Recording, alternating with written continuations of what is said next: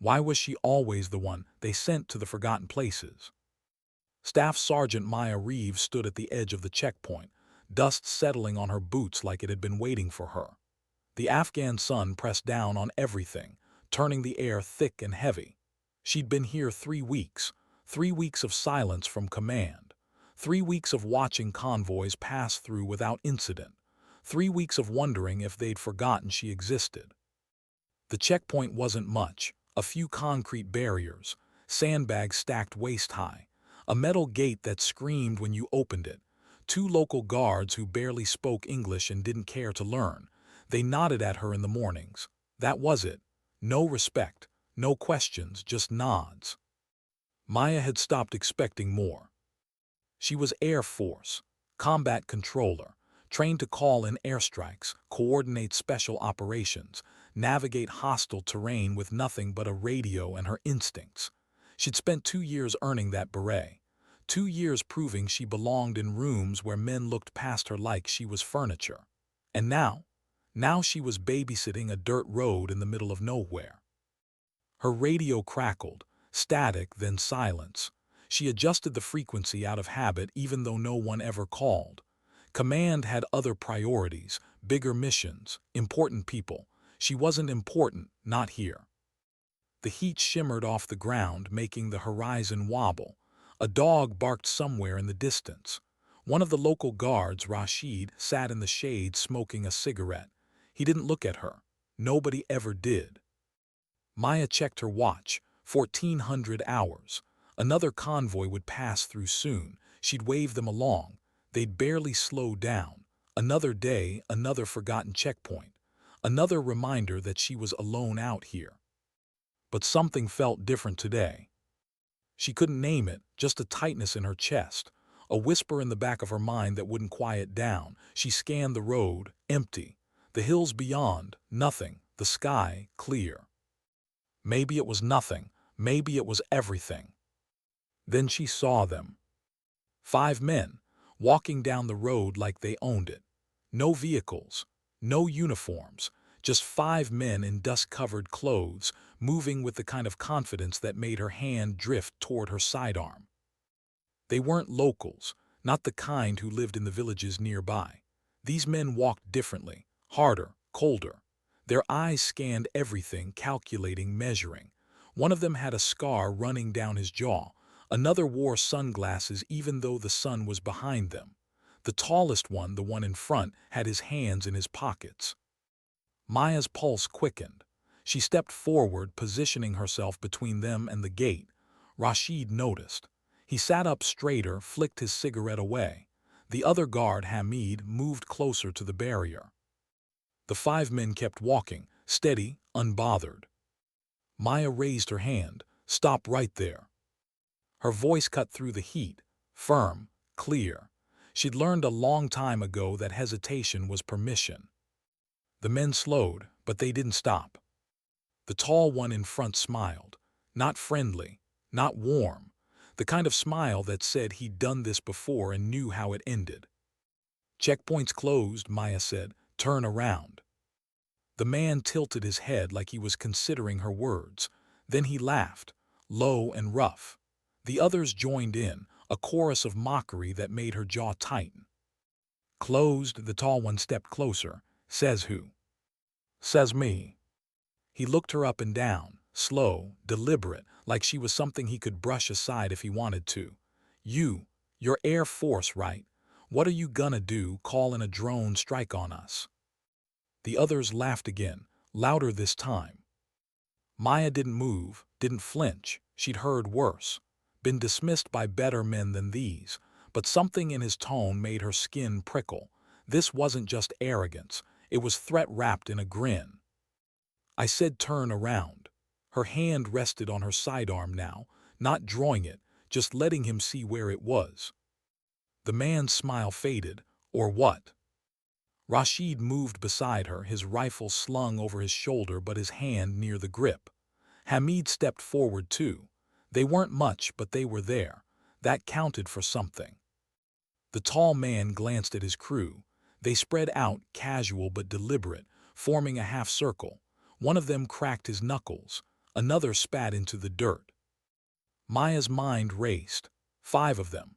3 of her team if you counted the locals, and she wasn't sure she could. No backup. No cavalry coming. Just her, a radio, and a bad feeling that was getting worse by the second. "You really want to do this?" the man asked. His voice dropped, losing the humor. Now it was just cold. Maya met his eyes. "Get lost." For a moment nobody moved. The wind kicked up dust between them. The sun beat down. The world held its breath. Then the man took another step forward. That's when Maya realized something. Something she hadn't noticed before. These weren't just thugs. These weren't random troublemakers looking to steal supplies or shake down a checkpoint for bribes. The way they moved, the way they positioned themselves, the way they watched her without blinking. These were soldiers, or something close to it. And they weren't here by accident. Her fingers brushed the radio on her vest. She could call it in. Alert command. But what would she say? 5 men on foot. No weapons visible. No immediate threat. They'd tell her to handle it. Or worse, they'd tell her to let them pass. She was on her own. She'd always been on her own. The tall man's hand moved toward his waistband. Maya's instincts screamed. She didn't draw her weapon. Not yet. But her body coiled ready, every muscle tense, every sense sharpened. "Last chance," she said, quiet now, almost a whisper, but there was steel underneath. The man paused. His eyes narrowed. He was recalculating, reassessing. Maybe he'd expected her to back down. Maybe he'd thought she'd call for help. Maybe he'd assumed she was just another checkpoint guard who'd let him through to avoid trouble. He was wrong. But there was something else in his expression now. Something darker. A decision being made. And Maya knew, deep in her gut, that whatever came next wasn't going to end with them walking away. She keyed her radio without looking down. One short burst. A distress code. No words, just a signal. Help might come, or it might not, but at least someone would know. The man smiled again. This time it reached his eyes. "You just made a mistake." Maya didn't answer. She didn't need to. Her silence said everything. The air between them crackled with the promise of violence. 5 against 3. Bad odds. Maybe impossible odds. But Maya had never been good at backing down. It wasn't in her nature. Wasn't in her training. And it sure as hell wasn't in her blood. The checkpoint gate swung slightly in the wind, metal creaking. The dog barked again, closer now. Rashid shifted his weight, his breathing quick and shallow. Hamid muttered something in Pashto under his breath. A prayer, maybe. Maya kept her eyes on the tall man. He was the leader, the one who'd make the first move, the one she'd have to drop first if this went sideways. When, not if, when. Because men like this didn't walk away. They didn't apologize. They didn't reconsider. They pushed until something broke.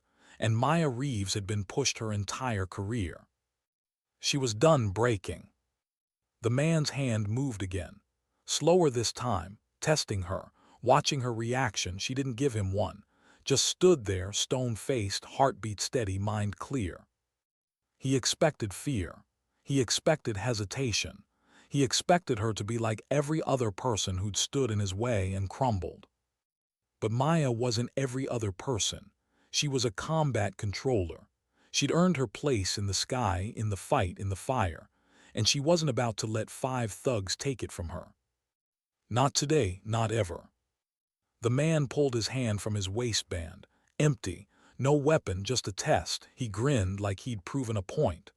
"Relax, sweetheart, we're just passing through." Sweetheart, the word hung in the air like a slap. Maya's jaw tightened, but she didn't bite, didn't react, because that's what he wanted. He wanted her angry, wanted her emotional, wanted her distracted. She gave him nothing. "Checkpoints closed," she repeated, flat, cold, final. The man's grin faded. His crew shifted, impatient now. One of them stepped forward, close enough that Maya could see the sweat on his forehead, close enough to smell the dust and smoke on his clothes. "You deaf?" he growled. "We said we're coming through." Maya's hand moved to her sidearm, Not threatening, just ready. And I said you're not. The man lunged. Did she see it coming, or did instinct take over?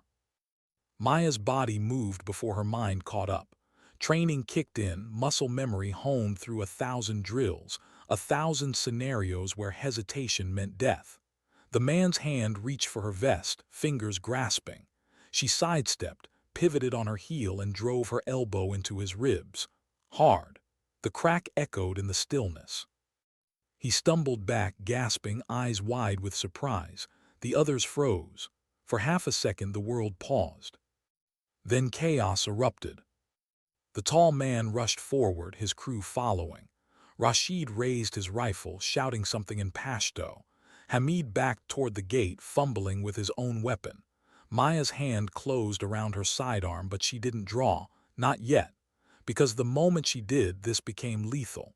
And lethal meant paperwork, meant investigations, meant questions she didn't want to answer. She had to control this without killing anyone. At least, not unless she had no choice. The tall man swung at her, a wild haymaker aimed at her head. Maya ducked, felt the air whistle past her ear. She drove her fist into his gut, doubled him over. Another man grabbed her from behind, arms wrapping around her torso. She threw her head back, felt his nose crunch against her skull. He screamed, released her. Rashid fired a warning shot into the air. The crack split the afternoon, sent birds scattering from a nearby tree. The men hesitated, but only for a moment. They weren't running, they weren't backing down. They wanted this, whatever this was. Maya spun, kicked the nearest man in the knee. He dropped, howling. Two left standing, plus the tall one still catching his breath. The odds were narrowing, but not fast enough. One of them pulled a knife. Long blade, curved, glinting in the sun. He grinned, flipped it in his hand like he knew how to use it. Should have let us through, girl. Girl, another slap, another test. Maya's breathing steadied. She trained for knife attacks, knew the angles, the timing, the distance, but knowing and doing were different things, especially when your backup was two local guards who looked ready to bolt. The man with the knife advanced, slow, confident. He thought he had the advantage now, thought a blade made him untouchable.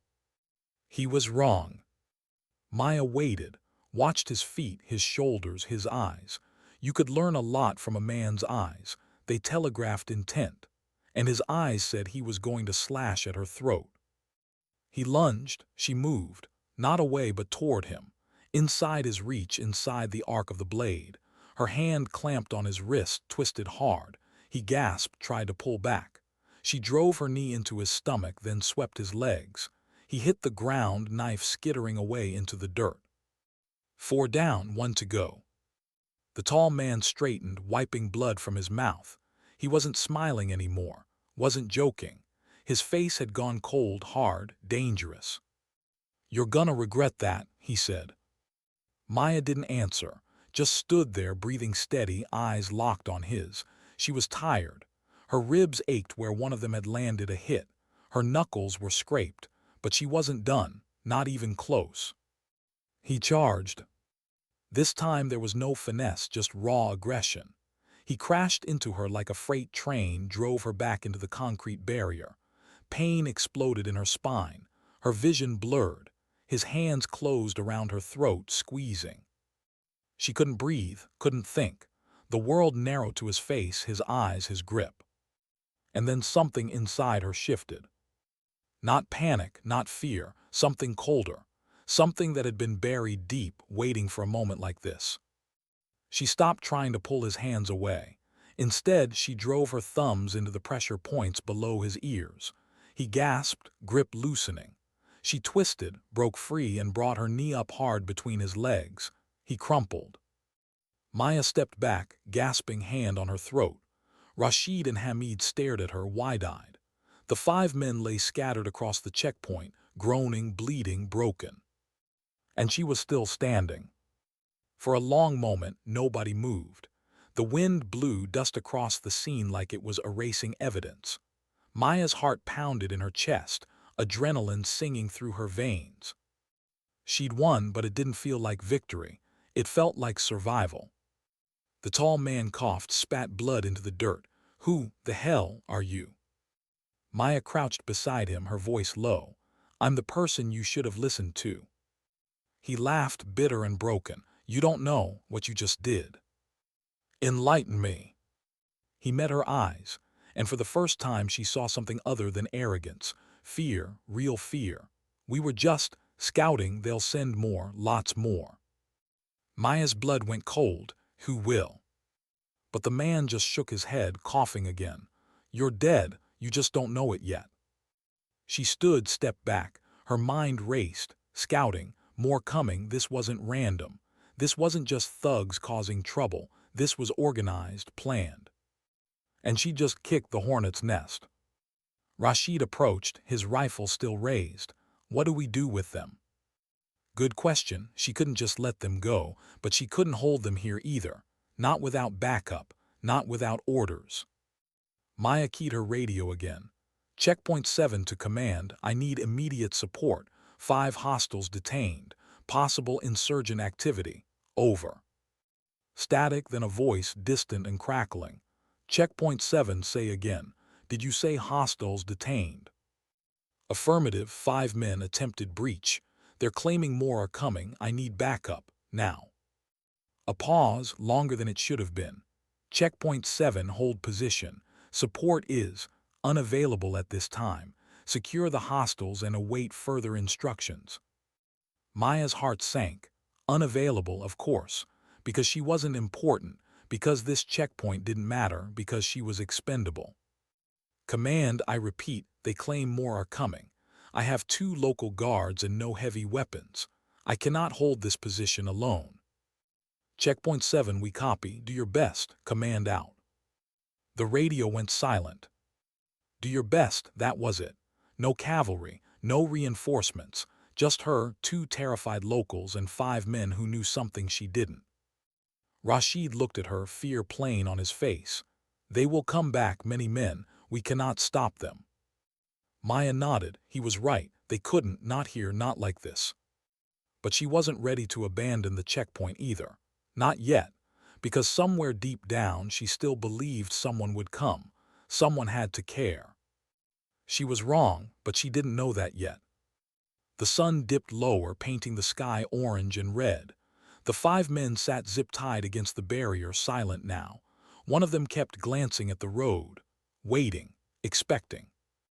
Maya checked her ammo. 1 magazine, 30 rounds.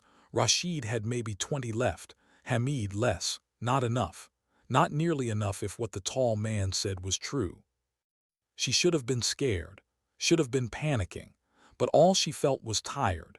Tired of being forgotten. Tired of being alone. Tired of proving herself to people who'd never see her as anything more than a woman in a man's uniform. But she wasn't leaving. Not because she was brave, not because she was stubborn, but because leaving meant admitting defeat, and Maya Reeves didn't know how to do that. So she waited, watched the road, and hoped she was wrong. How long does it take for hope to die? For Maya, it took about 3 hours. 3 hours of watching the sun sink toward the horizon. 3 hours of listening to the wind carry distant sounds that might have been engines or might have been nothing. 3 hours of checking her radio every 10 minutes, hopping command would change their mind. They didn't. The 5 men sat in silence now, their bravado drained. The tall one kept his eyes on the road, barely blinking. Whatever was coming, he knew about it, and he wasn't talking. Maya had tried, asked questions, made threats, even offered water in exchange for information. Nothing. He just stared at her with that same cold smile, like he knew a secret she didn't. Rashid paced behind the barrier, his rifle slung across his back. He'd stopped pretending to be calm. Every few minutes he'd glance at Hamid, then at Maya, then at the road. The conversation they weren't having was loud enough. "We should leave. We should run. We should be anywhere but here." Maya felt it too. That animal instinct that screamed at her to get out while she still could. But combat controllers didn't run. They held the line. They called in the strikes. They brought the thunder when everyone else had gone home, even when they were alone, even when nobody was listening. Her radio crackled. She grabbed it, hope flaring. Checkpoint 7. Sergeant Reeves. It was Captain Morrison, her commanding officer, the man who'd assigned her to this forgotten stretch of road 3 weeks ago and hadn't contacted her since. Sitrep. 5 hostiles detained, sir. They were scouting the checkpoint. Claims more are coming. I requested backup 3 hours ago. A pause, I'm aware. Support is still unavailable. Sir, with respect, I have 2 local guards and limited ammunition. If they come in force. You'll handle it, Sergeant. You're combat controller certified. This is what you trained for. Her jaw tightened. I trained to coordinate air support, sir, not defend a checkpoint alone. Then coordinate it. You have radio. You have authorization codes. If they come, light them up. If only it were that simple. Air support required coordinates, visual confirmation, clearance from multiple layers of command. By the time she got approval, she'd be overrun. Sir, I have confidence in you, Reeves. Hold that checkpoint. Morrison out. The radio went dead. Maya stood there, staring at the device in her hand like it had betrayed her, which, in a way, it had. They all had. Command, Morrison, the whole system that sent her out here and forgot she existed. Rashid stopped packing. What did they say? They said, we're on our own. His face went pale. Then we leave now before they come. I can't leave. You will die here. Maya looked at him, really looked at him. He was young, maybe 22. Probably had a family in one of the nearby villages. Wife, kids, parents who worried every time he left for his shift. He didn't sign up for this. He signed up to wave convoys through and collect a paycheck. She couldn't ask him to die for a checkpoint nobody cared about. Go, she said. Take Hamid, get out of here. Rashid blinked. You will stay. Someone has to. That is foolish. Probably, she smiled, tired and sad, but I'm good at foolish. Rashid stared at her for a long moment. Then he nodded, turned, and walked toward Hamid. They had a quick, hushed conversation in Pashto. Hamid looked at Maya, guilt clear on his face. She nodded at him. It's okay. Go. They left, didn't run but didn't look back either. Within minutes they were gone, swallowed by the landscape. And Maya was alone. The 5 men watched her. The tall one's smile had returned. Your friends abandoned you, smart men. Smarter than me, apparently. You should go too, while you still can. Not my style. He laughed, dry and humorless. You think you're brave, you're just stupid. They're going to kill you. And for what? This. He gestured at the checkpoint with his bound hands. This worthless piece of dirt. Nobody cares about this place. Nobody even knows you're here. Maya crouched in front of him. Maybe, but I'll know, and that's enough. Something flickered across his face. Respect maybe, or pity, hard to tell. What's your name? Reeves. Your first name. She hesitated. Maya. He nodded slowly. Maya, that's pretty. You should have stayed pretty, stayed safe, but you chose this. He shook his head. Such a waste. What's yours? Khalid. Well, Khalid, here's how this is going to go. When your friends show up, I'm going to give them one chance to leave. If they don't, I'm calling in every asset I can reach. Apache, jets, artillery. I'll turn this road into hell. He smiled. With what authority? Your command abandoned you. Your backup left. You're alone, Maya. You have no power here. I have plenty of power. I have a radio and the codes to weapons you can't even imagine. And the authorization to use them. That stopped her, because he was right. She had the codes, had the training, but without clearance, without command approval, she was just another soldier with delusions of control. But he didn't need to know that. She stood, walked back to her position behind the barrier. The sun was almost gone now, painting everything in shades of purple and gold. Beautiful, in a way. The kind of sunset people back home would take pictures of, post online with captions about gratitude and peace. There would be no peace tonight. Maya checked her rifle, 30 rounds in the magazine, one in the chamber. Her sidearm had 2 spare magazines, 91 rounds total, against how many? 10, 20, more. Not enough, never enough. She thought about her family. Her mom, who cried when Maya enlisted. Her dad, who pretended not to but hugged her so tight she couldn't breathe. Her brother, who called her crazy and brave in the same sentence. What would they think if they could see her now? Alone at a forgotten checkpoint, waiting for an enemy she couldn't beat, defending a position nobody valued. They'd probably think she was crazy, and they'd be right. But they'd also understand, because the Reeves family didn't quit, didn't back down, didn't break. Even when breaking would have been easier. The sky darkened. Stars began to emerge, distant and cold. Maya turned on her night vision, scanned the road. Nothing yet, but soon. Always soon. She keyed her radio one last time, not to command. They'd made their position clear, but to the frequency used by any coalition forces in the area, a Hail Mary. Any coalition units, this is checkpoint 7. I have confirmed hostile activity approaching my position. If anyone is listening, I could use some help. Over. Static wind, silence. Then faint and crackling. Checkpoint 7, this is Viper 2-1. We're an Apache element 20 kilometers south. What's your situation? Over. Maya's heart leaped. Viper 2-1, I have 5 detained hostiles claiming a larger force is en route to my position. I'm alone, limited ammunition, no backup. Can you provide overwatch? Over. A pause, longer than she wanted. Checkpoint 7, we're engaged in another operation. I can't divert without authorization. Can you contact your command? Her hope deflated. Negative, command is unavailable. Another pause, then, copy that checkpoint 7, I'll see what I can do. Viper 2-1 out. It wasn't a promise, but it was something. Maya lowered the radio. Her hands were shaking, not from fear, from exhaustion. From the weight of knowing that even now, even here, she was still fighting to be seen. Khalid was watching her. They're not coming, the helicopter. You don't know that. I know enough. He leaned back against the barrier, almost relaxed. You're a good soldier, Maya, I can tell, but good soldiers die all the time, usually for nothing. Better than dying for something evil.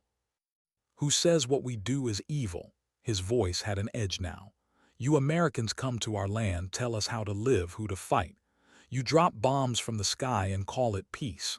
We fight back and you call us terrorists, but from where I sit, you're the invaders. Maya didn't answer, because part of her understood she didn't agree, but she understood.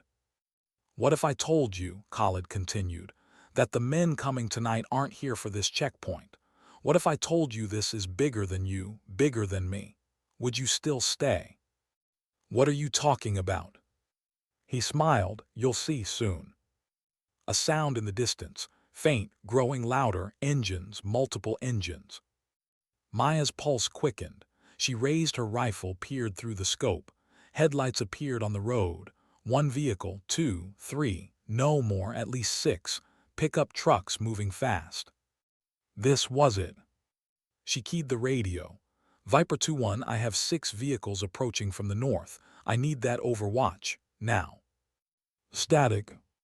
Viper 2-1, do you copy? More static. The vehicles were closer now. She could see shapes in the truck beds. Men. Armed men. Rifles, RPGs, heavy machine guns mounted on the cabs. This wasn't a patrol. This wasn't a probe. This was an assault. Maya's hand steadied. The shaking stopped, because now there was no more waiting, no more hopping, just action. She aimed at the lead vehicle, exhaled slowly, and squeezed the trigger. What does it sound like when the world ends? For Maya, it sounded like thunder. Her rifle kicked against her shoulder, the first round punching through the windshield of the lead truck. The vehicle swerved, overcorrected, and flipped onto its side. Men spilled out, shouting, scrambling for cover.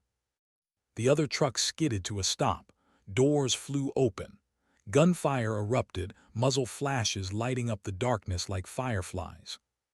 Maya ducked behind the barrier as rounds chewed through the sandbags above her head. Concrete chips sprayed her face. She counted to 3, popped up, fired twice. One man dropped, the others scattered. 6 trucks, maybe 30 men. She had 91 rounds. The math wasn't good. More gunfire, heavy caliber. The machine gun on one of the trucks opened up, tearing chunks out of the barrier. Maya rolled left, came up behind a different section, fired again. Another man down. They were advancing, moving in pairs, covering each other, professional, trained. This wasn't militia, this was military. Her radio crackled. Checkpoint 7, Viper 2-1. I've got eyes on your position. Holy hell, you've got a whole platoon down there. Copy that, Viper. Permission to engage. Negative, I still don't have authorization, but I'm working on it. A rocket streaked past her position, exploded against the hillside behind the checkpoint. The blast wave knocked her flat. Ears ringing, vision swimming, she forced herself up. Viper, I don't have time for authorization. If you don't engage, I'm dead. I copy checkpoint 7, stand by. Stand by like she had a choice. Maya fired again, controlled bursts. 3 rounds shift, 3 more. She was rationing now, trying to make every shot count, but they kept coming, relentless, inevitable. Another explosion, closer this time. The gate blew apart, metal screaming as it twisted and fell. They were pushing through. She couldn't stop them all. Her rifle clicked empty. She dropped the magazine, slapped in a fresh one. 60 rounds left. A figure appeared at the gap where the gate used to be. Maya fired. He went down. Another took his place. She fired again. Down. Another. Fire. Down. They kept coming. 30 rounds left. Her sidearm would give her another 45 after that. Then what? Throw rocks. She almost laughed. Hysteria creeping in at the edges. Viper 2-1, where's my authorization? Checkpoint 7, I'm still wait, I've got clearance, weapons hot, get down. Maya dropped flat as the Apache screamed overhead, its chain gun roaring to life. The sound was ungodly, like the sky splitting open. Red tracers stitched across the road, ripping through trucks and men with equal indifference. One truck exploded, then another. Flames leaped into the night, turning everything orange and black. Men scattered, running for cover that didn't exist. The Apache circled, firing again. Rockets this time. 2 trucks disintegrated. The men who'd been advancing on the checkpoint broke, turned, and ran. It was over in less than a minute. Maya lay there, breathing hard, listening to the Apache's rotors beat the air. Smoke and dust swirled around her. The smell of cordite and burning fuel filled her nose. Checkpoint 7, this is Viper 2-1. Hostiles are retreating. You okay down there? She keyed her radio, voice shaking. I'm okay, thanks for the save. Any time, Sergeant. Command wants to know what the hell happened here. Maya laughed, bitter and exhausted. Tell Command, tell them I held the checkpoint. Copy that, ground support is en route. ETA 20 minutes, Viper 2-1 out. She lay there for a long moment, staring up at the stars. They were still there, still cold and distant, like nothing had happened, like the world hadn't just tried to swallow her whole. Slowly, painfully, she got to her feet. Her body ached, her ears rang, but she was alive. The 5 men were still zip-tied to the barrier. Khalid watched her with something like wonder. You called it down, the helicopter. You actually did it. Maya nodded, too tired to speak. Who are you? He asked. Real question this time. No mockery, just genuine curiosity. She looked at him. This man who'd threatened her, dismissed her, told her she'd die tonight. And maybe she would have, maybe she should have. But she hadn't. I'm a combat controller, she said simply. I bring the thunder. Khalid nodded slowly. I see that now. The sound of engines approached from the south. Friendly this time. The cavalry 20 minutes too late, but here nonetheless. Maya turned toward them, then looked back at the checkpoint. The destroyed gate, the bullet-scarred barriers, the scorch marks on the road. Nobody would forget this place now. Nobody would forget she'd been here. For better or worse, she'd made them remember. Why do some victories feel like defeats? The convoy that arrived was small. 2 Humvees, a handful of soldiers. They secured the perimeter, checked the detained men, and took statements. Maya told them everything. The initial confrontation, the assault, the Apache, the end. They listened, wrote notes, nodded at the right places, but their eyes held something she recognized: doubt. Like they couldn't quite believe one woman had held off a platoon-sized element until air support arrived. She didn't blame them. She wasn't sure she believed it either. Captain Morrison arrived an hour later, his face unreadable. He surveyed the damage, talked to the soldiers, and finally approached Maya. She stood at attention, exhausted but refusing to show it. At ease, Sergeant, he looked around. Hell of a mess. Yes, sir. You called in air support without authorization. Sir, I had authorization codes. The Apache needed clearance from. I know what happened. He cut her off, not unkindly. I read the report. You did good, held the position, saved lives, all that. She waited for the but. There was always a but. But you should have evacuated, left the checkpoint. Those detained men weren't worth dying for. There it was. With respect, sir, I'm a combat controller. My job is to hold ground and coordinate assets. That's what I did. Your job is to stay alive so you can do your job another day. He sighed, suddenly looking very tired. Reeves, I'm not angry, I'm impressed, if anything. But you need to understand something. This checkpoint, it doesn't matter. We were planning to shut it down next week anyway. You almost died defending a position we don't even need. The words hit her like a physical blow. Didn't matter. Planning to shut it down. All of this, the fight, the fear, the near death, for nothing. Why didn't you tell me? Her voice came out smaller than she wanted. Need-to-know basis. It wasn't relevant to your assignment. It was relevant to whether I lived or died, sir. Morrison's jaw tightened. That's above your pay grade, Sergeant. Above her pay grade. Right. Because she was just a sergeant. Just a woman in a job she had to fight for every single day. Just someone who didn't need to know that her life was being risked for literally nothing. Permission to speak freely, sir. He hesitated. Granted. You sent me here because you didn't know where else to put me. Because combat controllers are supposed to be men and I make everyone uncomfortable. So you stuck me in a place you thought was safe. Somewhere I'd be out of sight and out of mind. She took a breath. But when it mattered, when I called for help, you told me support was unavailable. You left me to die, sir. And the only reason I'm alive is because a pilot I've never met broke protocol to save me. Morrison didn't deny it, didn't defend himself, just stood there letting her words hang in the air. Are you finished, Sergeant? Yes, sir. Good, because you're right about all of it. He met her eyes. I didn't know what to do with you. You're good, better than good, but the men don't want to work with you. Command doesn't know how to integrate you. So yes, I sent you here. And yes, I should have pulled you out when you called. I made the wrong call. I'm sorry. The apology caught her off guard. Officers didn't apologize, not to sergeants, not to women, not about things like this. Sir, you've proven yourself, Reeves, tonight and every day before it, but I can't change the system. I can't make them accept you. All I can do is give you opportunities and hope you survive them. He paused. So here's what's going to happen. You're getting reassigned.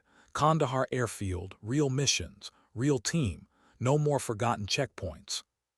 She should have felt relieved, excited. This was what she wanted, what she'd been fighting for. But all she felt was hollow. What about the men, she asked. The ones who attacked, what did they want? Morrison glanced at the detained prisoners being loaded into a transport. Intel's still working that out. but preliminary interrogation suggests they were after the checkpoint itself, or more accurately, what's beyond it. What's beyond it? A supply route, major one. We've been using this road to move equipment quietly for months. Someone found out, wanted to cut it off. So this checkpoint did matter. It mattered to them, that's why they came after it. He looked at her. And you stopped them, alone. So yeah, Sergeant Reeves, it mattered, you mattered. The words should have felt like victory, like vindication, but they just felt like confirmation of what she'd always known. She mattered when it was convenient, when her value could be measured in tactical success. But as a person, as a soldier deserving of support and respect, she was still just an inconvenience. Permission to rest, sir. Morrison nodded. Granted, transport leaves at 0800, be on it. He walked away, leaving her alone in the ruins of the checkpoint she'd defended, the place that didn't matter, the place she'd almost died for. Maya sat down on what was left of the barrier and pulled out her phone. No signal, of course, but she had pictures, old ones from home, her family, her friends, people who knew her before she became Staff Sergeant Reeves, combat controller, before she became the woman who had to prove herself every single day. She missed them, missed being just Maya, not Maya the soldier, not Maya who has to be twice as good for half the credit, just Maya. But that Maya didn't exist anymore. Maybe she never had. The sun began to rise, painting the desert in shades of pink and orange. A new day, a new assignment, a new chance to prove herself. Again and again and again. Forever. How many times can you prove yourself before you run out of proof? The flight to Kandahar was quiet. Maya sat in the back of the transport, her gear piled beside her. Other soldiers filled the seats, talking, laughing, sleeping. None of them looked at her. She was used to that. The checkpoint was behind her now, already forgotten by everyone except her. The burned trucks had been removed, the bodies collected, the barriers repaired. By next week, a new guard would be posted there, or maybe no one at all. The war would continue without her. It always did. She thought about Khalid. During the interrogation, he'd asked to speak to her. She'd refused at first, but curiosity won. They'd put her in a room with him, a guard standing by the door. He looked smaller in the fluorescent light, less threatening, just a man. "Why did you want to see me?" she'd asked. "To say thank you." That surprised her. "Thank you, you tried to kill me." "Yes, and you could have killed me, the others too, but you didn't. You could have shot us while we were tied up. No one would have questioned it. Self-defense during an attack." He leaned forward. "But you didn't. Why?" Maya didn't have a good answer. "Because that's not who I am." "No, it's not," he smiled, sad this time. "You're better than this war, Maya, better than us, better than them. I hope you remember that." She'd left without responding. Because what could she say? That she didn't feel better, that she felt small and tired and used up, that she defended a checkpoint for nothing and almost died for people who didn't care. The transport jolted, pulling her back to the present. They were descending. Kandahar airfield spread out below, massive and bustling. This was a real base, real operations, real everything. She should have been excited. This was her chance. But all she felt was tired. The transport landed. Soldiers filed out. Maya grabbed her gear and followed, stepping into the heat and noise. A sergeant approached, clipboard in hand. "Staff Sergeant Reeves." "That's me." He looked her up and down. Barely 3 seconds, but enough. She saw it in his eyes, the doubt, the judgment. "Here we go again." "Follow me, your co wants to see you." They walked through the base, past rows of tents and prefab buildings. Soldiers everywhere. Some glanced at her, most didn't. She was invisible again, just another face in the crowd. The sergeant led her to a building marked JTAC Operations. Joint Terminal Attack Controller. Her people, sort of. Inside, the co was waiting. Major Brennan, tall, weathered, with the kind of face that had seen too much and stopped caring. He looked up when she entered. Reeves, heard you had an interesting week. Yes, sir. Held off a platoon alone, called in air support, textbook combat controller work. He set down his coffee. Impressive. She waited for the but it came. But let's be clear, this isn't Checkpoint 7. This is a team environment. You follow orders, you work with your unit, and you don't go cowboy. Understood? Yes, sir. Good, you'll be assigned to Team 3. They're deploying tomorrow. Embed with a Ranger unit, provide air support coordination. Standard stuff. He handed her a folder. Mission brief. Study it. Dismissed. She took the folder and left. Standard stuff. Right, because nothing about her career had been standard so far. Team 3 was in the barracks. 5 men lounging around, cleaning weapons, talking. They looked up when she walked in. You Reeves? One of them asked. Tall, broad-shouldered, the kind of guy who looked like he was carved from stone. Yeah. Heard about the checkpoint. He stood, extended his hand. Corporal Davies, this is Johnson, Martinez, Kim, and Patel. She shook his hand. The others nodded, not unfriendly, not friendly either. Neutral. We deploy 0600, Davies said. Mission brief says we're supporting a Ranger operation in the Argandab. Hostile territory. You good with that? I'm good. Good, he sat back down. Racks over there, get settled. She found her bunk, dropped her gear, and sat down. The team went back to their conversations, excluding her naturally, without malice. Just habit. This was her chance, her opportunity to prove she belonged, again. But maybe, she thought, she was tired of proving. Tired of fighting to be seen. Tired of carrying the weight of every woman who'd come before her and every woman who'd come after. Maybe she just wanted to be a soldier, not a female soldier, not a trailblazer, not a symbol. Just a soldier. But the world didn't work that way. Not yet, maybe not ever. She pulled out the mission brief and started reading. Rangers, high-value target, compound raid. They'd be the eyes in the sky, coordinating air support if things went sideways. Standard stuff, except nothing was ever standard. That night she lay in her bunk, staring at the ceiling. The barracks were quiet, the team asleep around her. She should have been sleeping too, but her mind wouldn't stop. She thought about the checkpoint, about Khalid, about Morrison's apology and Brennan's warning, about every moment of her career that had led here. And she wondered, not for the first time, if it was worth it. The answer should have been yes, automatic, unquestionable. But tonight she wasn't sure. Morning came too fast. The team geared up in silence, professional and efficient. Maya checked her radio, her batteries, her GPS. Everything in place, everything ready. The Rangers were waiting at the LZ. Tough, quiet men who moved like shadows.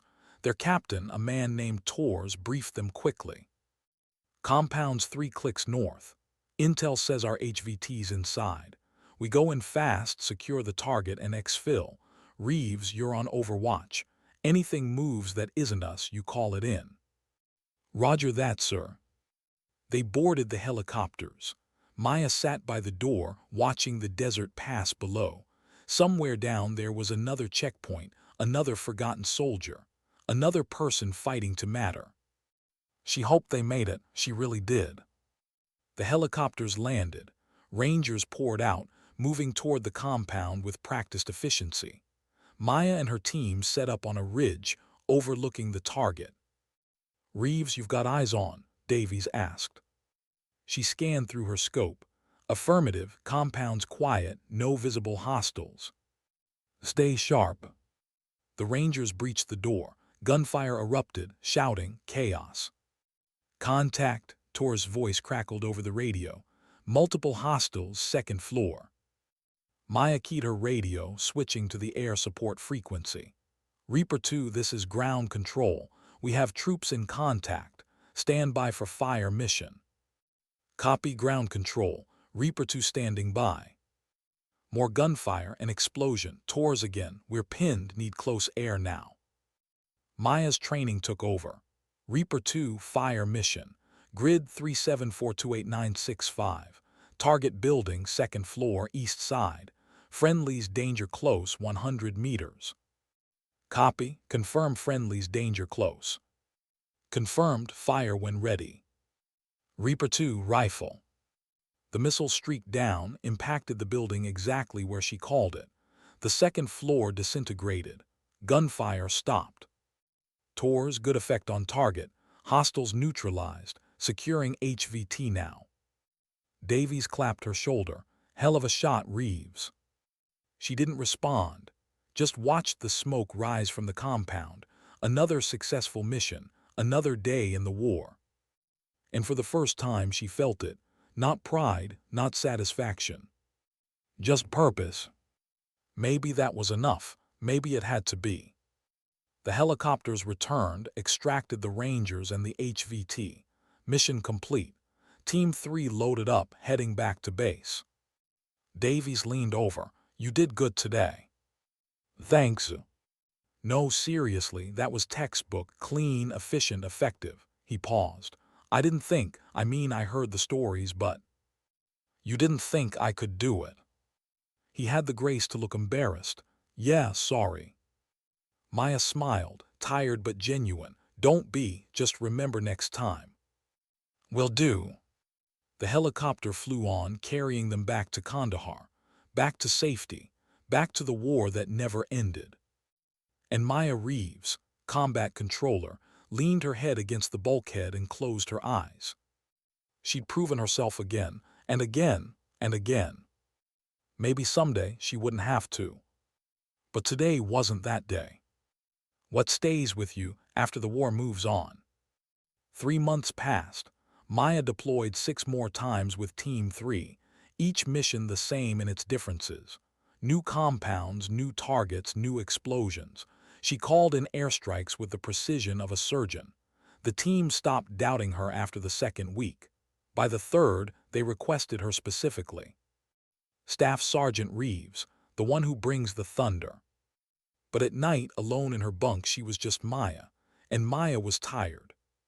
Not the physical kind of tired that sleep could fix, the kind that settled into your bones and refused to leave, the kind that made you wonder what you were doing this for, who you were doing it for. She thought about the checkpoint sometimes, about Khalid's words, "You're better than this war." Was she, or was she just another cog in a machine that ground people up and spat them out? One afternoon between missions, she got called to Major Brennan's office.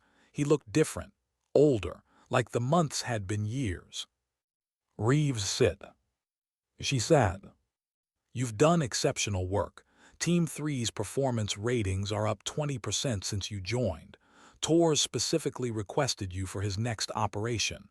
He paused. "I'm recommending you for promotion. Senior Airman, you've earned it." She should have felt something, pride at least, but all she felt was empty. "Thank you, sir." Brennan studied her. "You don't look happy." "I'm fine, sir." "That's not what I asked." He leaned back. "I've been doing this a long time, Reeves, long enough to recognize burnout. You've got it." "Sir." "It's not a criticism. It's an observation. You've been fighting 2 wars, the one out there and the one in here." He tapped the folder in front of him. "You shouldn't have to fight both." "But I do." "Yeah, you do," he sighed.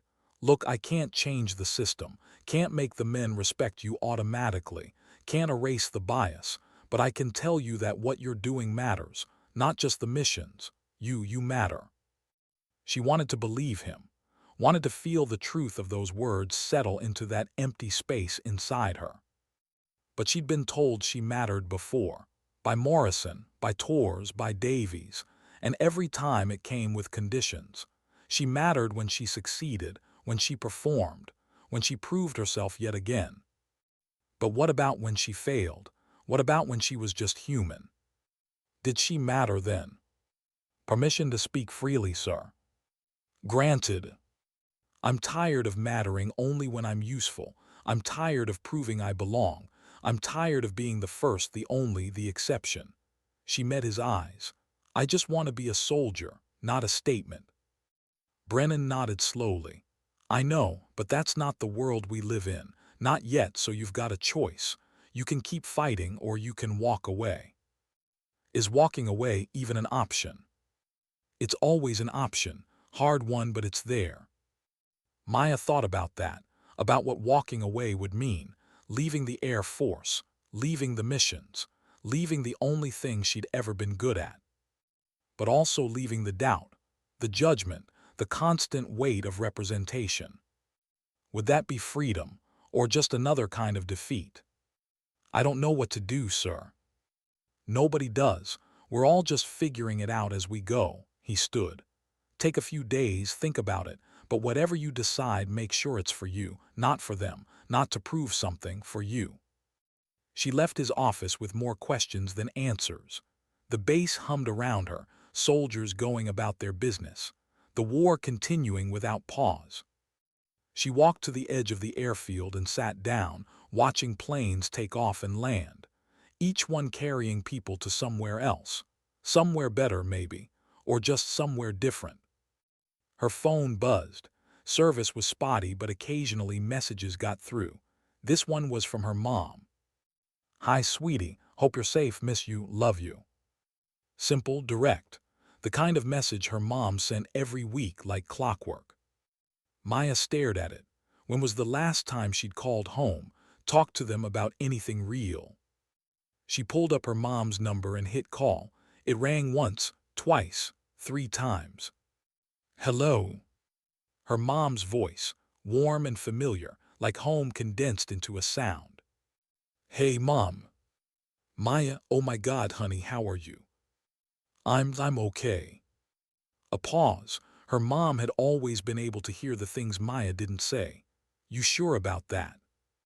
Maya felt something crack inside her, just a little, just enough. No, not really.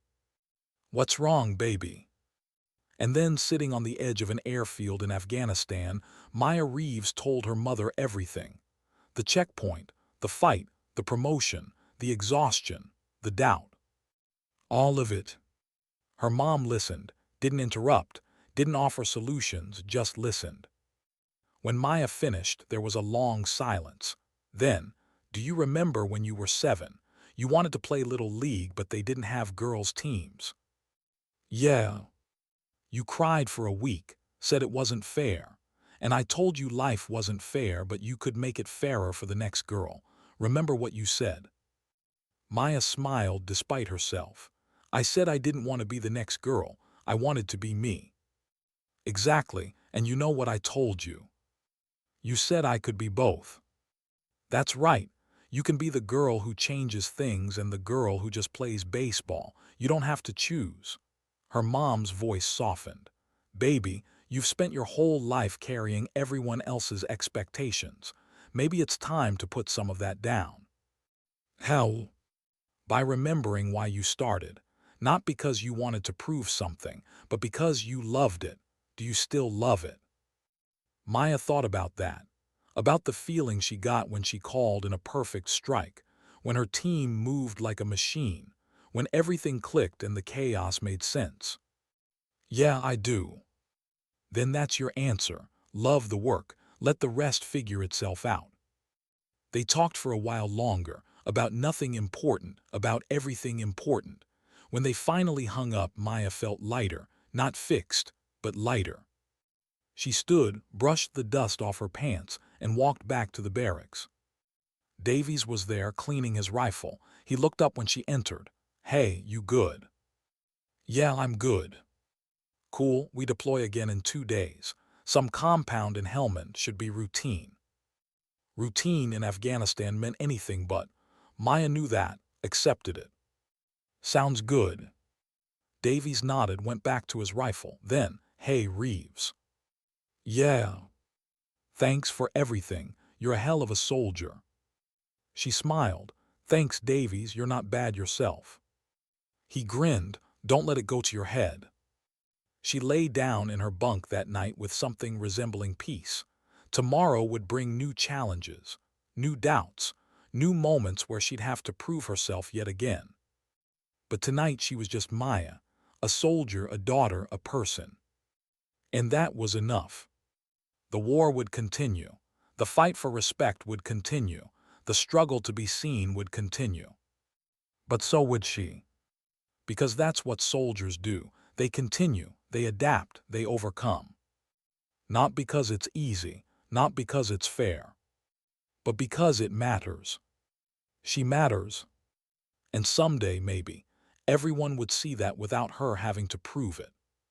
But until then, she'd keep fighting, keep showing up, keep bringing the thunder. Because someone had to. And it might as well be her. Sometimes dignity doesn't need to shout. It simply stands its ground, even when the ground is shaking. Sometimes, strength isn't about how hard you hit. It's about how many times you stand back up. And sometimes, the most powerful thing you can do is keep going when everyone expects you to quit. Maya Reeves learned that at a forgotten checkpoint in Afghanistan, and she carried it with her every day after. Not as a burden, but as truth. The kind of truth you can only find when you stand alone and refuse to fall. The kind of truth that changes you forever.